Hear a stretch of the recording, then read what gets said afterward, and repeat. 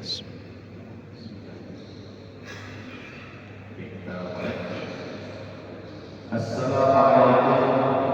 warahmatullahi wabarakatuh. Bismillahirrahmanirrahim. Alhamdulillahirabbil alamin wa bihi nasta'inu ala umuri dunya waddin. Wassalatu wassalamu ala asyrafil anbiya wal mursalin sayyidina wa habibina wa syafi'ina wa maulana Muhammadin wa ala alihi wa ashabihi wa man ihtada bi hadihi ila yaumil din. Amma ba'd. Subhanaka la ilma lana illa ma 'allamtana innaka antal alimul hakim. Allahumma anfa'na bima 'allamtana wa 'allimna ma yanfa'una wa zidna 'ilman nafi'an wa zidna 'ilman nafi'an wa zidna 'ilman nafi'an bi rahmatika ya arhamar rahimin. Amin. Baik, hadirin jamaah, bapak-bapak dan ibu-ibu yang dirahmati Allah Subhanahu wa taala. Alhamdulillah, puji syukur kehadirat Allah Subhanahu wa taala. Pada pagi hari ini kita dipertemukan kembali oleh Allah Subhanahu wa taala di majelis ilmu, majelis yang insyaallah mudah-mudahan kita semua yang hadir mendapatkan keberkahan ilmu dari Allah Subhanahu wa taala. Dan semoga kita semua yang hadir senantiasa dimudahkan segala urusannya oleh Allah Subhanahu wa taala, dilapangkan rezekinya oleh Allah Subhanahu wa taala, dikabulkan hajat-hajatnya oleh Allah Subhanahu wa taala. Dan semoga Allah Subhanahu wa taala senantiasa menambahkan kepada kita semua ilmu yang bermanfaat, ilmu yang barokah, ilmu yang bisa menyelamatkan kita di dunia wa dunya wal akhirah. Amin ya rabbal alamin. Baik, hadirin jamaah Bapak Ibu yang dirahmati Allah Subhanahu wa taala. Kaifahalukum, bagaimana kabar sekalian jamaah? Alhamdulillah ya Allah. Semoga seluruh jamaah Masjid Izzatul Islam diberikan kesehatan selalu oleh Allah Subhanahu wa taala dan dijauhkan dari segala macam penyakit yang membahayakan insyaallah. Amin ya rabbal alamin. Baik, hadirin Bapak Ibu yang dirahmati Allah Subhanahu wa taala.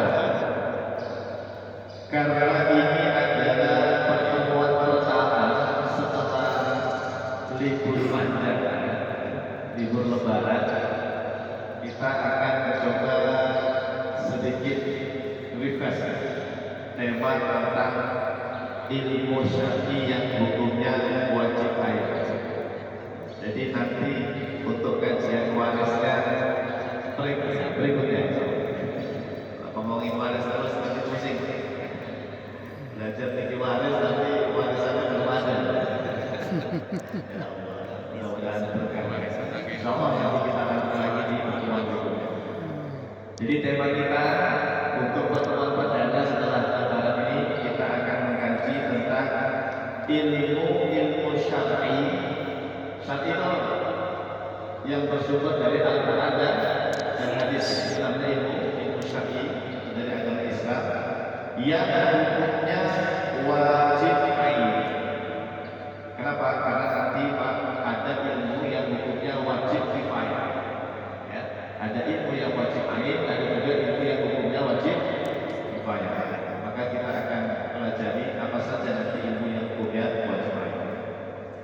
Baik, bismillah. Yang pertama kita sampaikan dulu tentang siapakah orang yang mendapatkan kemuliaan nanti di akhirat.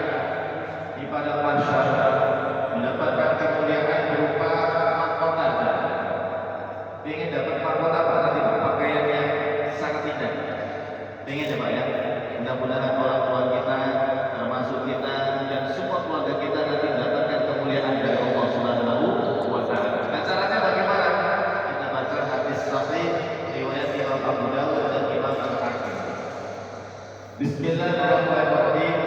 An Sa'd bin Mu'adz al-Juhani an abihi qala anna Rasulullah sallallahu alaihi wasallam qala.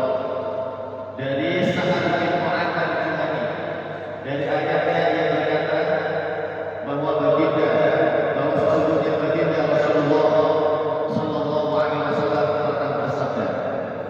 Ini hadisnya harus hafal nih, Pak, supaya kita ingat terus nanti, Pak, ya. Bagaimana caranya mendapatkan kemuliaan berupa mahkota nanti dari Allah. Mari semuanya, Pak, kita baca. Ayo semuanya biar nggak ngantuk ya. Ngaji subuh ini ujiannya berat sekali ya. Biasanya ngantuk. Ayo semuanya. Wa amila bima fihi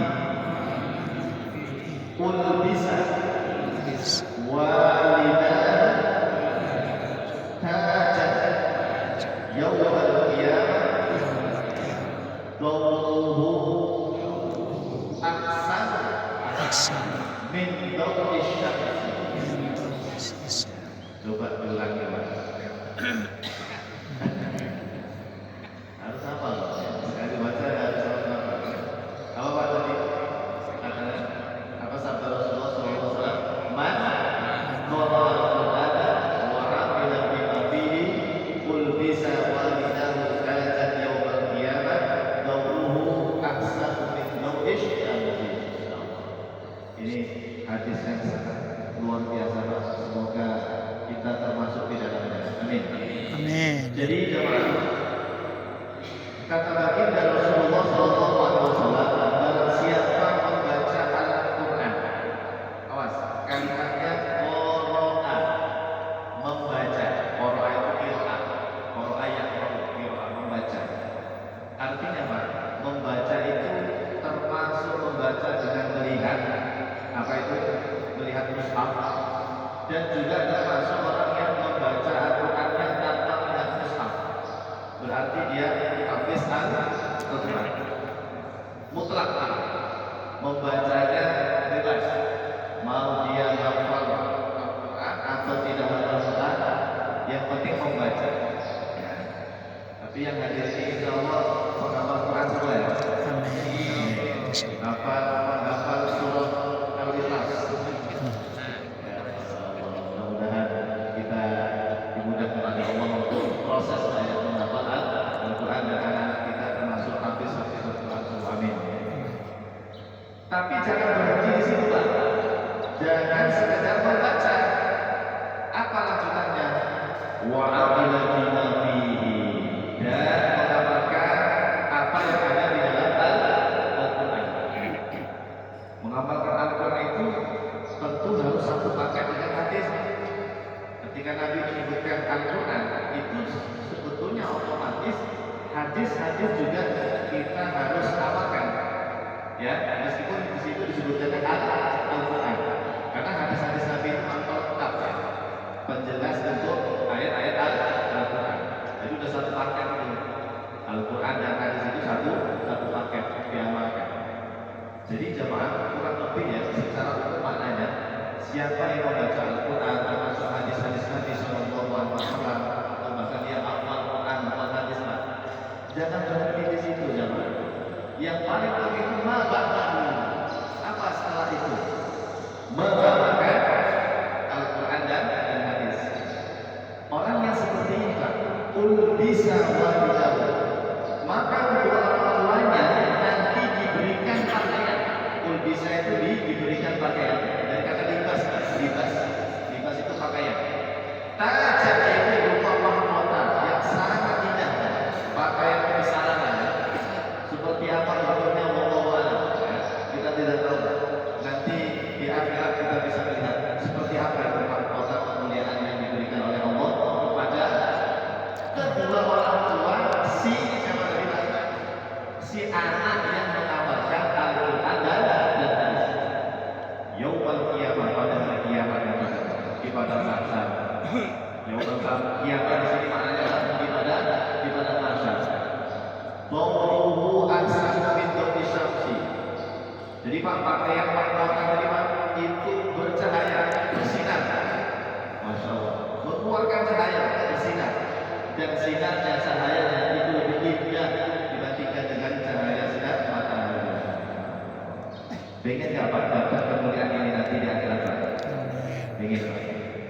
berusaha semoga orang tua kita nanti dipanggil oleh Allah, dihisab oleh Allah dalam keadaan mendapatkan mahkota. Amin.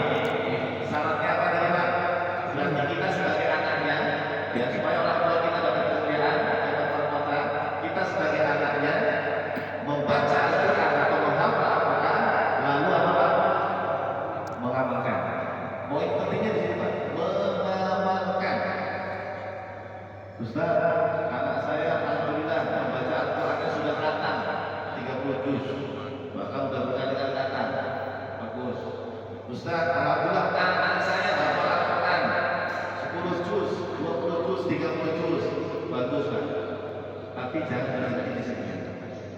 Nah kadang-kadang Pak, orang tua zaman sekarang itu kalau melihat anaknya atau keluarganya ada yang hafal Al-Quran, seolah-olah itu sudah finish, seolah-olah itu sudah finish, sudah selesai, sudah hafal Al-Quran, alhamdulillah sudah khatam. Padahal tidak seperti itu. Kalau ingin mendapatkan kemuliaan mahkota itu adalah setelah hafal, setelah mengatakan baca Al-Quran itu apa? Mengamalkan. Poin pentingnya di sini ya, mengamalkan isi Al-Quran.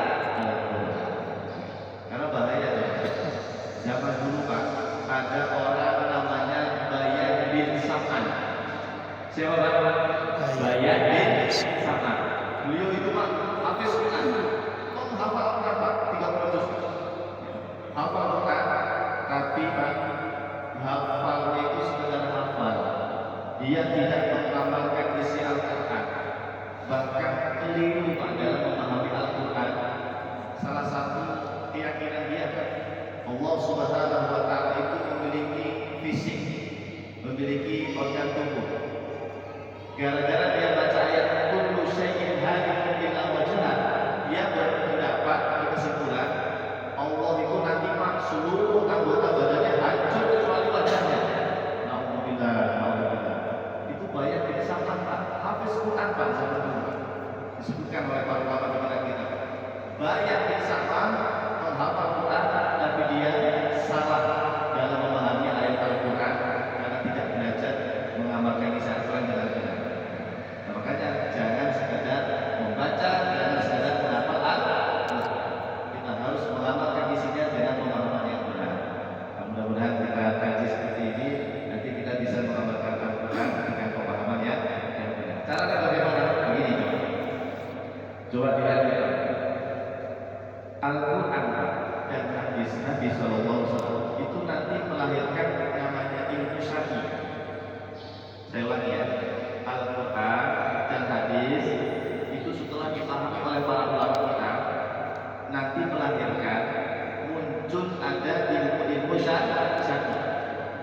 Ilmu syar'i itu hadirin sekalian, ada yang hukumnya wajib ain, ada juga ilmu yang hukumnya wajib kifayah.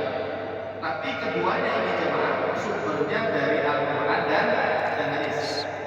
Sama-sama sumbernya dari Al-Quran dan hadis. Hanya saja tadi bedanya, ada yang hukumnya wajib ain, ada yang wajib kifayah. Apa itu Pak? Wajib ain, wajib kifayah. Yang nggak bisa diwakilkan itu yang mana? Wajib ain. Misalnya seperti sholat 5 waktu itu wajib ain, nggak bisa diwakilkan. Pak titip ya, saya di dulu sholat subuhnya, nggak bisa diwakilkan, nggak bisa. Itu namanya wajib ain itu seperti itu ya. Tapi kalau wajib kifayah bisa Pak diwakilkan. Seandainya kita nggak melakukan, tapi sudah ada yang mewakili, itu tidak masalah. Kita nggak berdosa. Biasanya contohnya apa Pak? Kalau dalam masalah ibadah, sholat jenazah. Sholat jenazah itu wajib ya? Wajib Pak, wajib. Tapi wajibnya kifayah. Ya, wajib kifayah, fardu kifayah. Misalnya sudah ada yang mensolati, kita tidak ikut mensolatkan mayat, tidak berdosa. Nah seperti itu namanya wajib kifayah. Bisa diwakilkan lah, kira-kira bisa. Nah sekarang ini coba Al-Quran dan hadis yang tadi melahirkan ilmu syar'i, ada yang wajib ain, ada yang wajib kifayah. Itu apa saja? Ternyata jemaah, untuk yang wajib ain hanya ada 3 Pak. Yang tidak bisa diwakilkan Pak, hanya ada 3 Pak. Artinya Anda, saya, panjenengan semua yang hadir,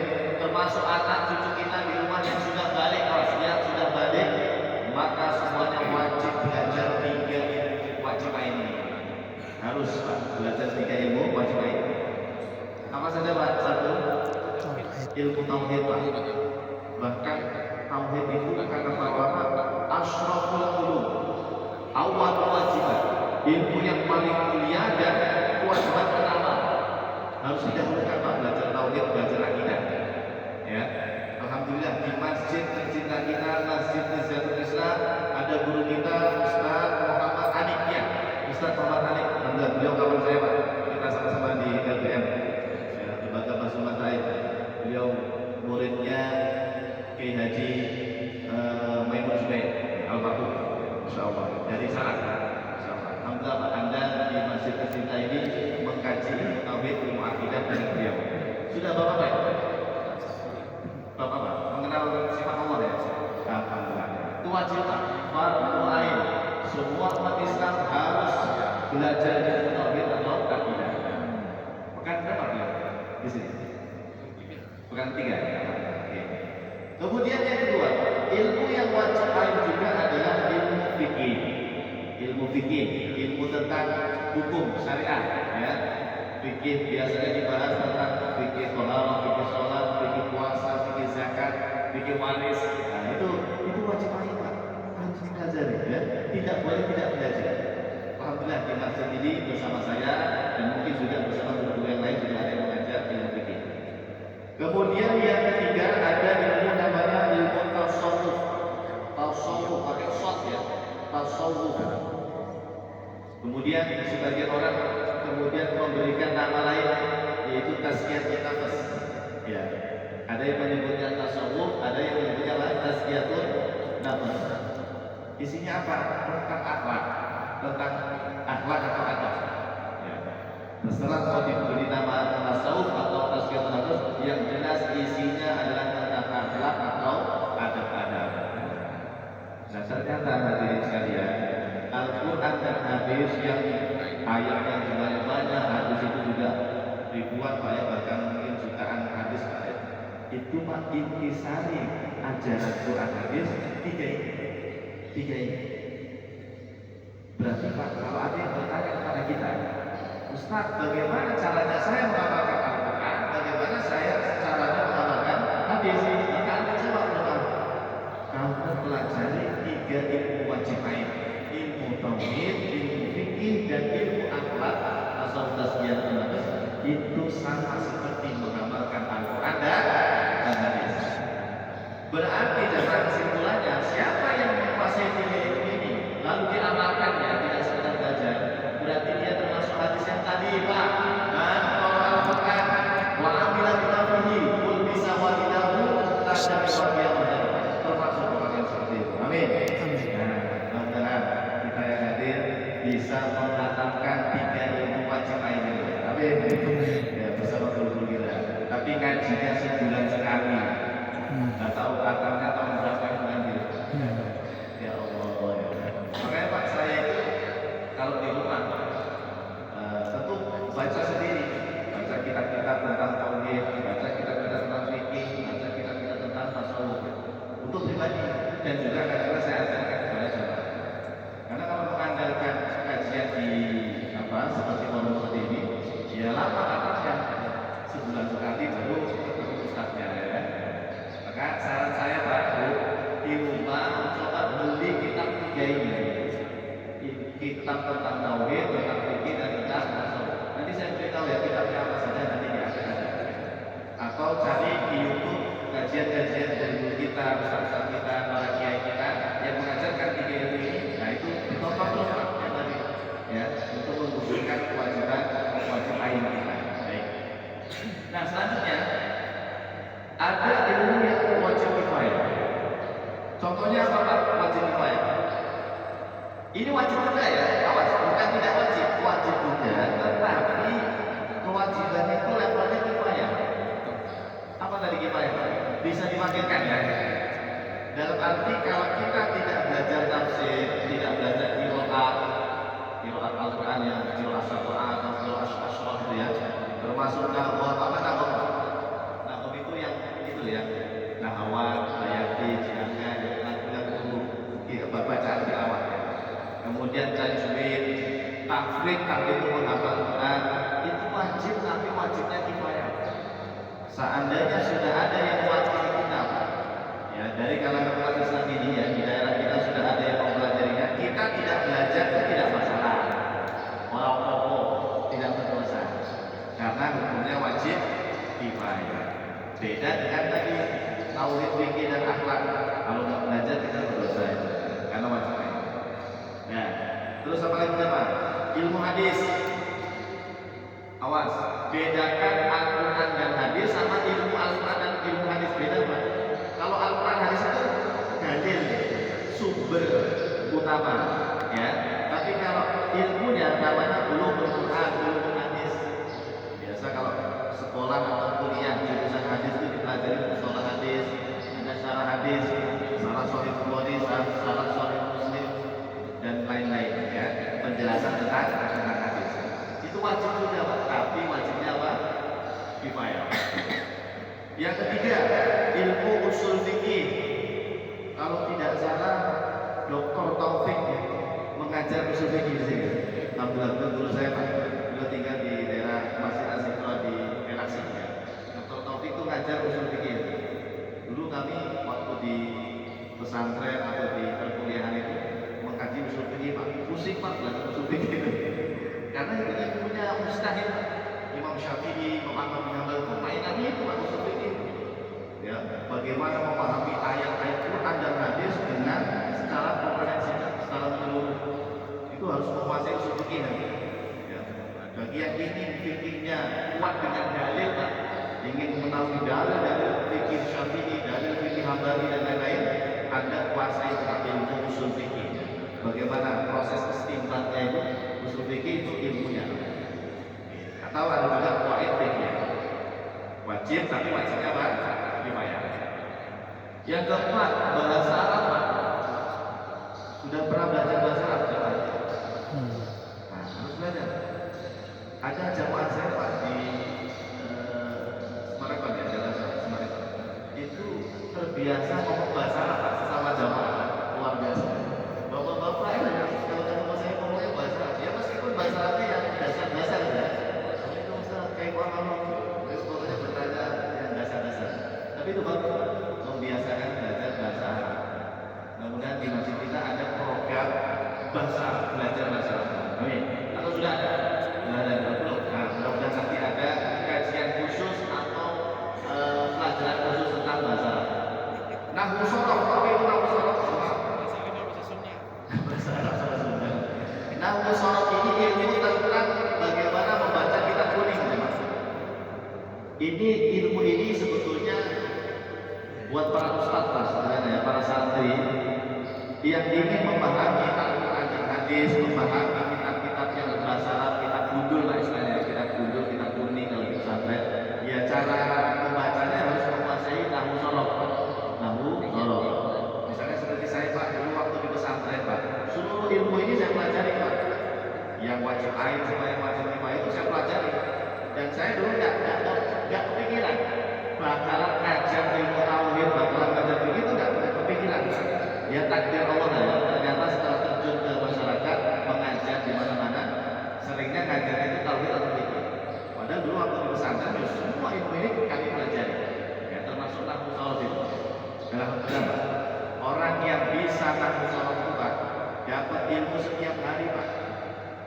Seperti saya ini kan sudah nggak mondok lagi Pak ya. Sudah nggak di pesantren lagi. Caranya dapat ilmu bagaimana saya? Sudah nggak ketemu para kiai yang ketemu ustaz saya di pesantren. Caranya adalah di rumah saya baca sendiri. Bikin tingkat tauhid. Karena kita sudah menguasai ilmu nahwu sorofnya. Jadi siapa yang menguasai nahwu sorof, maka dia bisa membedah kitab-kitab ulama Pak, dipelajari sendiri itu bisa. Ya tentu ada bimbingan dari guru itu lebih utama. Tapi modalnya nahwu sorof. Kemudian ada lagi ilmu sirah. Ada sirah nabawiyah, sirah sahabat, sirah para ulama ya. Itu juga wajib dipelajari, tapi wajib kifayah.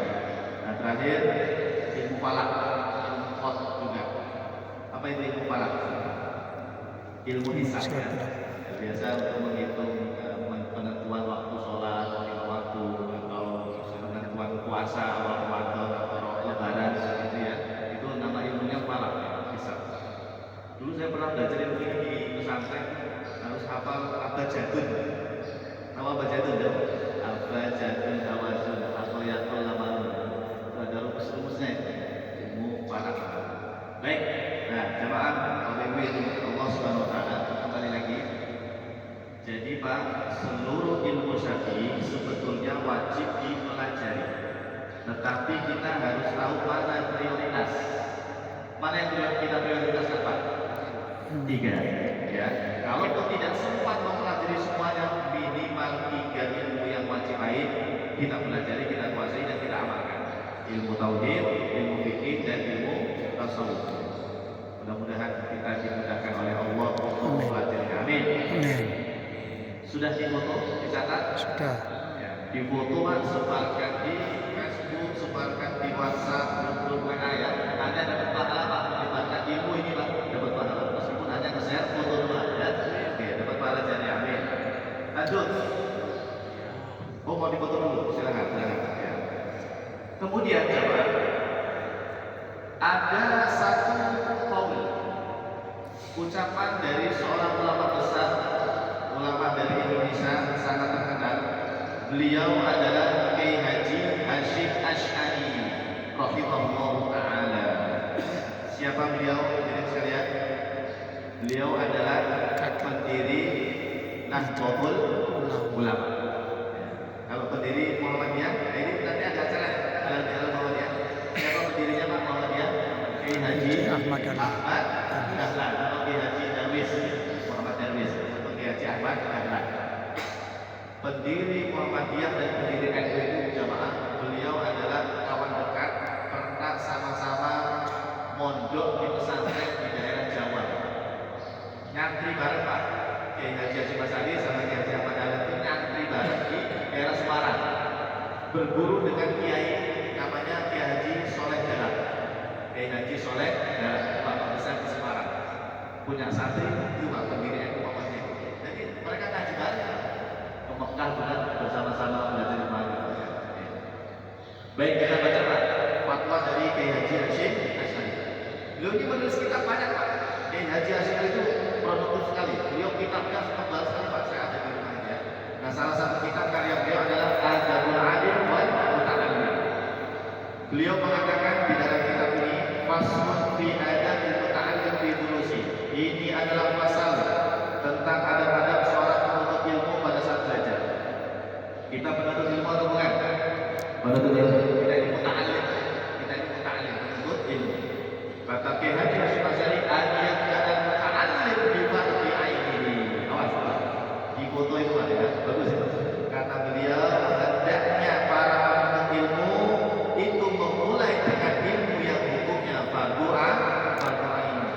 Kalau belajar ilmu agama, Pak, anak-anaknya di rumah yang SD, SMP, SMA itu Pak, pakai pondok, tolong diwasiati Pak, diarahkan. Nah, kamu silahkan belajar bahasa Arab, silahkan menghafal Quran, menghafal hadis, tapi jangan sampai tidak belajar ilmu fardhu ain.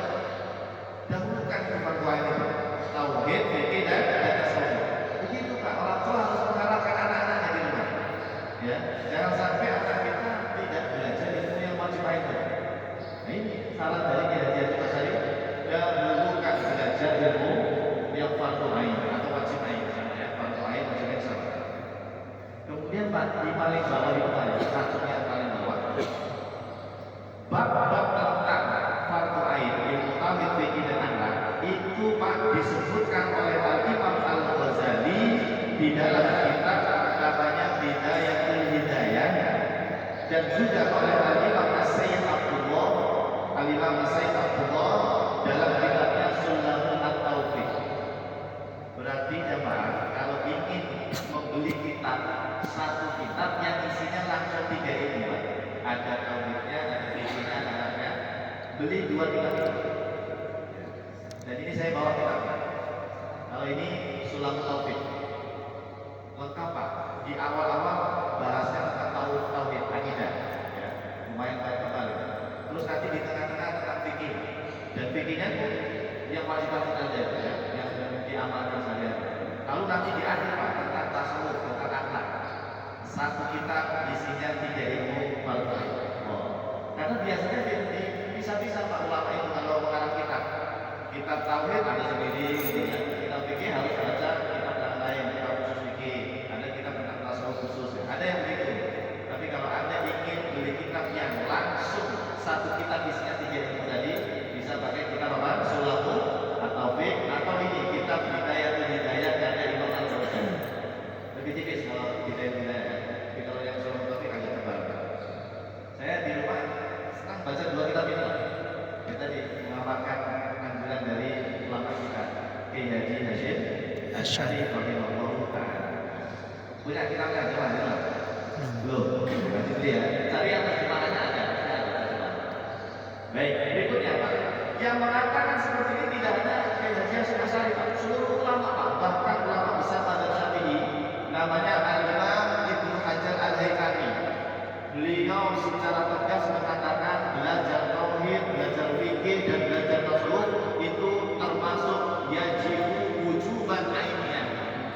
Hukumnya wajib, wajibnya wajib ain. Yang tidak bisa dipraktikkan juga wajib ain. Jadi kita punya ini Pak ya, sandaran kuat ya dari para ulama. Bukan pendapat pribadi saya ya, bukan pendapat kita, tapi murni dari para ulama kita. Di antara Kiai Haji Hasyim Asy'ari dan Al-Imam Ibnu Hajar Al-Haytami mengatakan memang harus wajib belajar ilmu yang wajib ain. Jelas? Sampai sini bisa dipahami? Apa tugas kita Pak? Belajar ilmu wajib ain atau dahulukan, tidaknya dahulukan. Yang lain-lain jangan dipelajari ya, jangan belajar, tetap dipelajari, tapi tadi jangan sampai mengalahkan porsi yang wajib ain. Baik. Berikutnya, nah ini kitabnya ya. Coba kitab Sulahul Taufiq karya Al-Imam Abdullah, ulama besar madzhab Syafi'i dari Yaman.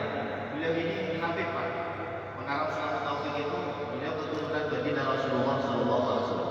Habib di Yaman sudah meninggal ya, sudah meninggal. Berarti Pak Kiai Haji Hasyim itu sudah khatam ini Pak ya. Kan tadi beliau Pak yang pada saya. Ya Kiai Haji Hasyim Asy'ari merekomendasikan kitab Sulahul Taufiq. Berarti pendiri itu sudah khatam ini Pak. Ya Allah, mudah-mudahan kita bisa mengikuti jejak beliau. Amin. Amin. Kalau Pak kita amalkan ya wasiat dari Kiai Haji Hasyim Asy'ari, belajar kitab Sulahul Taufiq. Satu lagi Bidayatul Hidayah. Karya siapa? Al-Imam Al-Ghazali. Ini lebih salah lagi.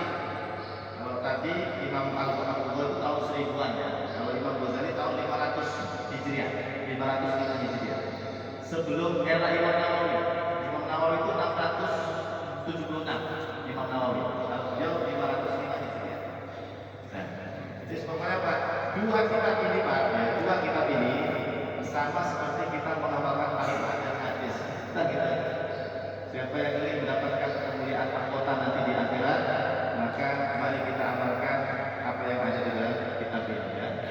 Tauhid, fikih dan akhlak. Insyaallah. Amin. Masih ada waktu masih ya?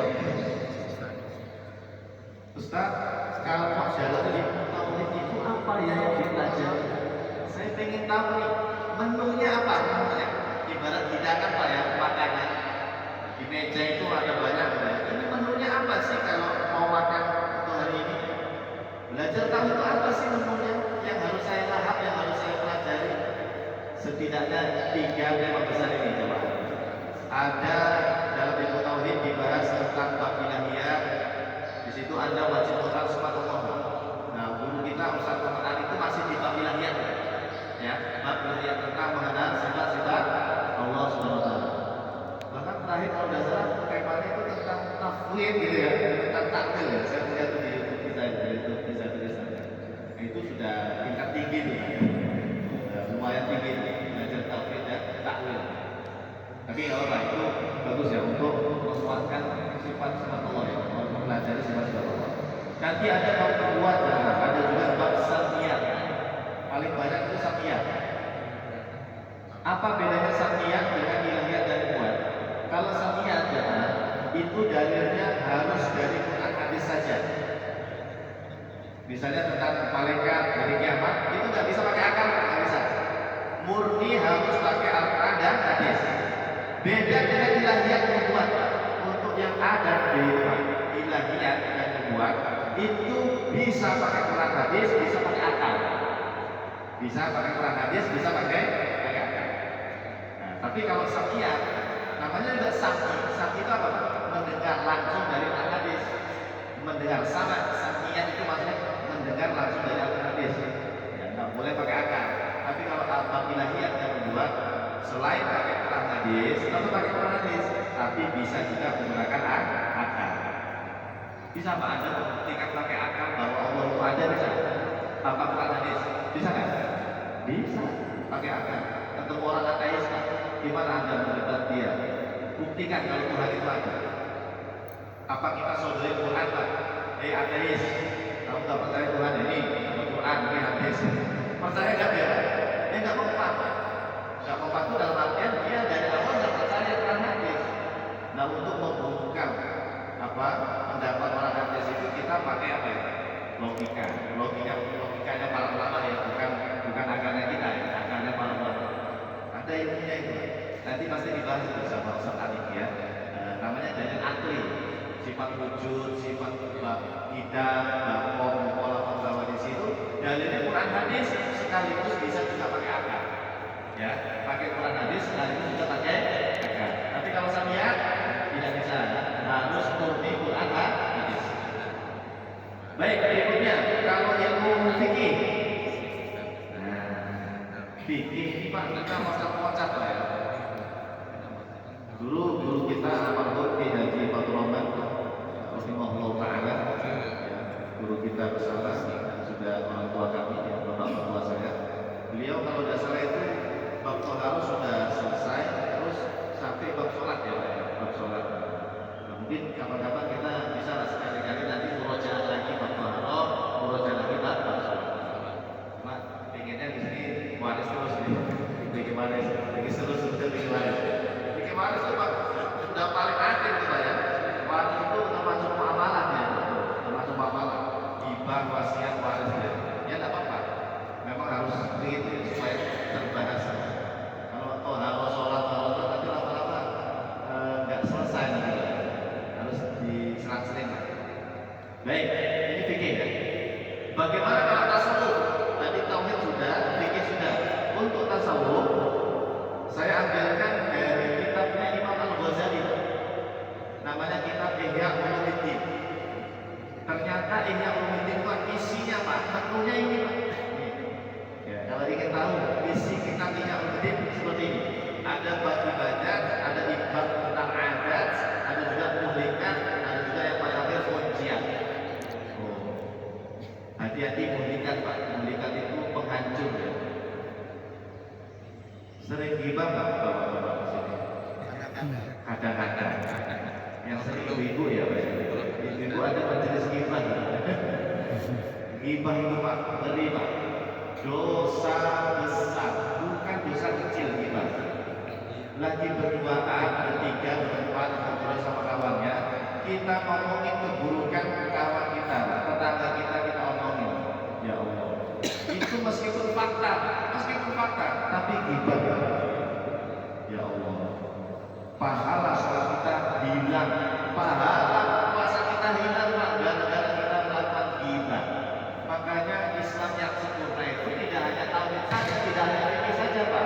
Tasawufnya juga harus sempurna. Nanti di akhirat ada orang bangkrut, muflis, tahu muflis, bangkrut kata Rasulullah.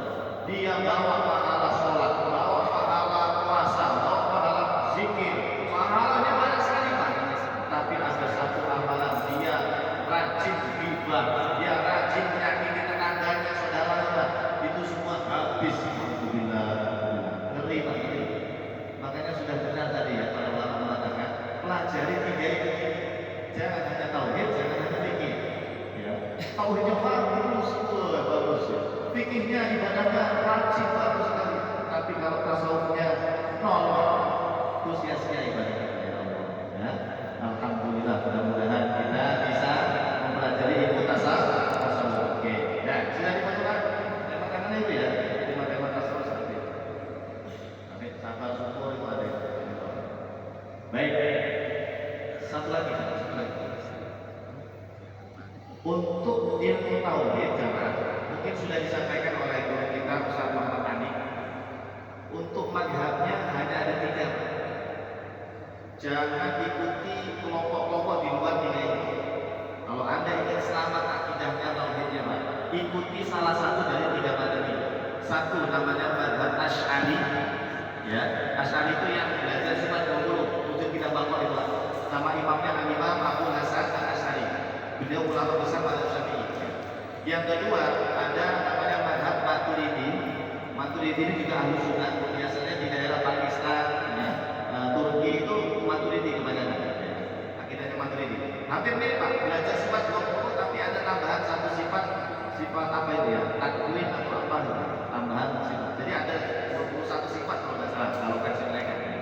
Terus nanti ada mazhab Athari, mazhab Hambali, mazhabnya Imam Ahmad bin Hanbal. Ini juga ahli sunnah. Tapi hati-hati Pak, di zaman sekarang ada orang ngaku-ngaku bermadzhab nomor 3, tapi pas dicek dia bukan Athari yang ori. Ya, palsu. Kami dan kawan-kawan di Jakarta itu menyebut mereka Salafi Wahabi. Salafi Wahabi, hati-hati ya. Akidah Wahabi hindari Pak. Kalau mau belajar akidah Hambali yang ini, pelajari dengan guru-guru yang memang pakar di bidang ilmu Athari. Saya punya kawan ada Ustaz Muhammad bin Fajril Wadu. Ustaz Muhammad Fajril Wadu itu Athari Hambali yang ini. Ada Ustaz Ikrimah, ada Ustaz Faris Baswedan itu Kalsi. Ya, itu juga belajar akidah Hambali yang murni ya. Tadi Pak itu. Tapi kalau di Indonesia umumnya Asy'ari biasanya. Kita ikuti mazhab Asy'ari. Jadi dalam akidah hanya 3 mazhab, tidak ada mazhab lain. Ya. Kalau mengikuti kajian ulama salaf, ikuti salah satu dari 3 inilah. Mereka adalah akidah salaf. Untuk fikih bukan 3, kalau fikih 4. Makanya saya di sini kan judulnya itu kajian fikih 4 mazhab. 4 mazhab Ahlus Sunnah. Baik itu mazhab Hanafi, Maliki, Syafi'i dan Hambali. Kalau kita di Indonesia umumnya ngakunya Syafi'i. Enggak tahu Syafi'i yang Mori atau yang KW bawaan. Pokoknya ngaku dulu Syafi'i. Ya. Oke, terus lanjut untuk ilmu tasawuf. Kalau tasawuf itu bukan mazhab. Kalau akidah tadi mazhab, kalau fikih mazhab. Kalau tasawuf itu istilahnya thariqah. Pernah dengar? Ada thariqah Qadiriyah. Orang tua saya Pak di Sumatera ya, itu belajar dengan guru-gurunya thariqah nomor 1 sama nomor 2 itu. Biasanya digabung, Naqsabandiyah sama Qadiriyah itu biasanya digabung. Nah ternyata Qadiriyah itu Pak, itu sumbernya ajaran dari Syekh Abdul Qadir Al-Jilani. Syekh Abdul Qadir itu ulama Hambali Pak, bukan Syafi'i. Syekh Abdul Qadir Al-Jilani, orang sini disebutnya Al-Jailani. Sebenarnya benar Al-Jilani. Beliau itu ulama besar mazhab Hambali Pak. Tasawufnya, akhlaknya itu dikenal dengan thariqah Qadiriyah. Karena nama beliau kan Abdul Qadir, jadi Qadiriyah. Ada di sini yang mengamalkan tasawuf thariqah Qadiriyah? Ada? Nah, mungkin harus belajar dengan guru mursyid ya, mursyid. Ada lagi Syadziliyah, Rifaiyah ini sezaman dengan Syekh Abdul Qadir Jilani. Ulama besar pada Syafi'i namanya Al-Imam Al-Rifai. Al-Imam Ahmad Al-Rifai. Ada lagi apa Pak? Thariqah ya? Banyak ya? Banyak sekali. Thariqah itu banyak sekali. Tetapi begini Pak, kata menurut saya, untuk orang-orang seperti kita, sebetulnya untuk masalah tasawuf tidak harus mengikuti ini ya. Dengan kita tadi belajar kitab Sulatul Taufik atau apa tadi Bidayatul Hidayah, ya itu sudah cukup sebetulnya. Sama saja ya. Yang penting belajar tentang akhlak. Tapi kalau mau secara intens punya guru gitu ya, diikuti thariqah ini. Sudah? Sudah dipotong? Sudah. Nah, sudah selesai. Nah, ini kitab-kitabnya. Kalau tauhid Pak, kitab-kitabnya ini. Untuk yang Asy'ari ya. Ini kitab-kitab Asy'ari. Siapa di sini yang pernah mengatakan satu aja kitab tauhid? Saya pengen tahu. Atau pernah dengar kitab apa Pak dari 9 ini? Yang Anda tahu nomor berapa? Nomor 2 kali ya. Aqidatul Awam. Ya, karena ini kitab terkenal dalam pesantren. Kitab Aqidatul Awam. Terus apa lagi? Kalau yang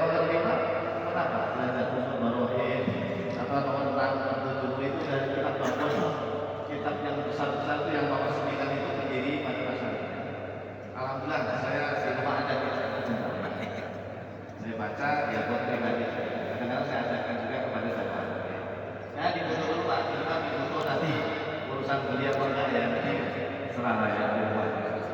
Minimal kalau ditanya orang, kamu ngaji tauhid kitab apa? Bisa nyebutkan nama kita luar biasa. Ya, meskipun nggak dibaca isinya, itu lumayan. Bisa menyebutkan nama kitab lumayan. Untuk fikih, kalau fikih Syafi'i ada kitab Safilatus Saja, Sifat Saja, Sarahnya, kitab Takrib, Fathul Qorib, Fathul Fikih, Fathul Wala, dan sebagainya. Ya, ini kita di fikih. Saya kalau ngajar di Pak Madzhab di sini, untuk Syafi'i rujukannya itu Pak. Di rumah saya bacanya, kalau di sini nggak selesai kalau dibaca semuanya. Di rumah saya baca, saya baca poin. Jadi poin-poinnya itu sudah ringkasan ya dari beberapa kitab Syafi'i. Kalau Hambali ada kitab khusus, Hanafi, Maliki juga ada kitab khusus ya. Oke, terakhir kalau tasawuf, nih tasawuf silakan. Paling besar itu nomor 11 kitabnya Imam Al-Ghazali, kitab Ihya'ul Bidin. Alhamdulillah sudah pas masuk. Mudah-mudahan pertemuan pertama setelah lebaran ini bisa membuka pandangan kita Pak ya, bahwa tugas kita sebagai umat Islam minimal belajar ilmu yang hukumnya fardu ain. Semoga Allah ridhoi, Allah mudahkan kita untuk menatapkan, mempelajarinya dan juga mengamalkannya. Amin ya rabbal alamin. Cukup, ada pertanyaan atau tidak? Oh ya, ada silakan.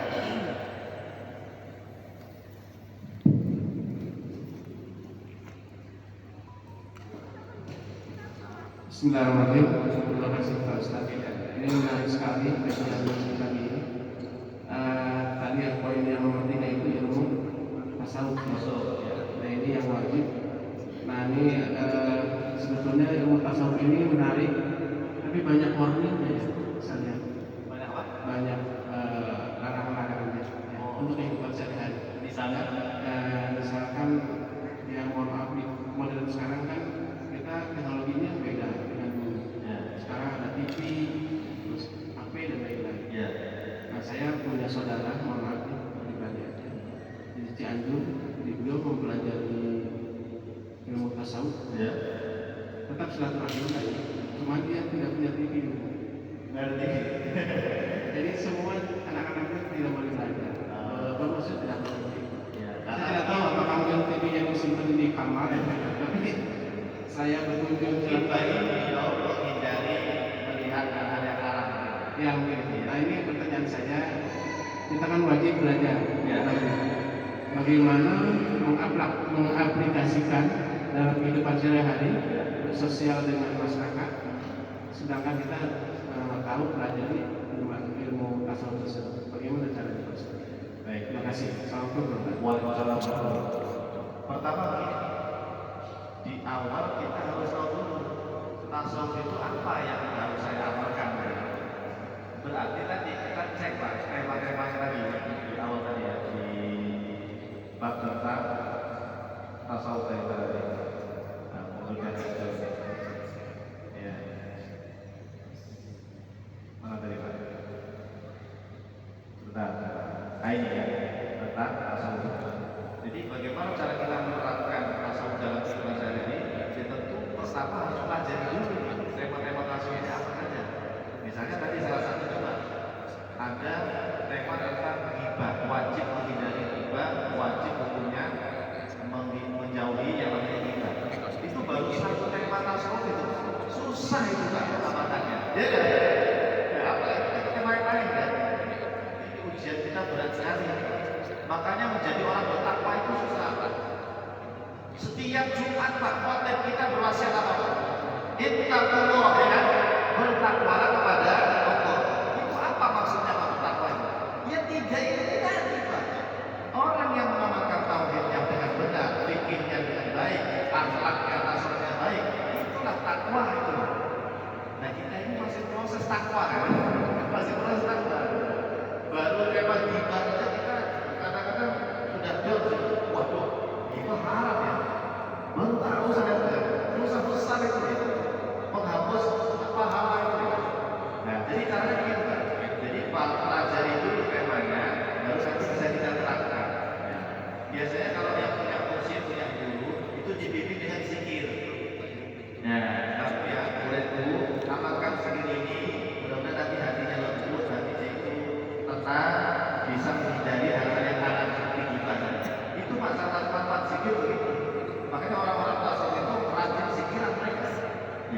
bersihkan hati dulu ya, supaya nanti bisa mengamalkan tema-tema tasawuf tadi. Ya.